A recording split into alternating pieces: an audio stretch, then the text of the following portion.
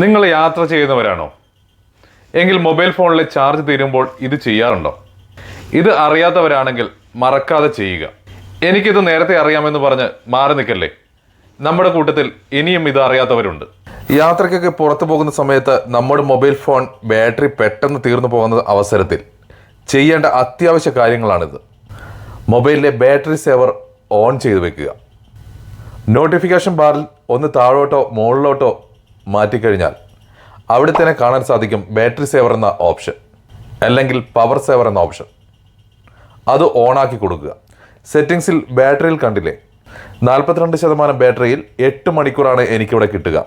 ഓണാക്കി കഴിഞ്ഞാൽ 42% ബാറ്ററിയിൽ 10 മണിക്കൂർ എനിക്കിവിടെ കിട്ടും.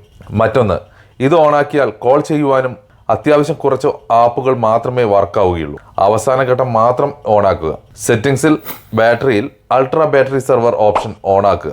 ഈ ഓപ്ഷൻ ഇല്ലാത്തവർ കമന്റിൽ പറയാമോ? ഈ വീഡിയോ മറ്റുള്ളവർക്ക് പരമാവധി ഷെയർ ചെയ്തു കൊടുക്കുക. സ്ത്രീകൾ പ്രത്യേകിച്ചും നിങ്ങളുടെ സുഹൃത്തുക്കൾക്കും മക്കൾക്കും ഈ വീഡിയോ ഷെയർ ചെയ്തു കൊടുക്കാൻ മറക്കല്ലേ.